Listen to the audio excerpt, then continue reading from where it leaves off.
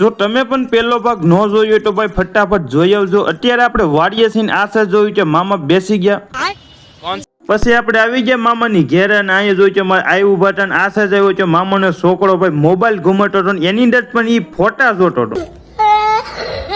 આ રીતે આપણા મામાનું ભાઈ ઘર છે ને ભાઈ મામીએ મૂકી દીધો છે સા અને આમ જોવો ભાઈ સુલે સા બની ગયો છે ને પછી ભાઈ સા આપણે ઠપકારી દીધો, સા ભાઈ પી લીધો છે ને આમ જોયું છે તો આયા પેડા સૈસમાન એમાં પણ ભાઈ મોજ આવી ગઈ। कैसा लगा मेरा मजाक?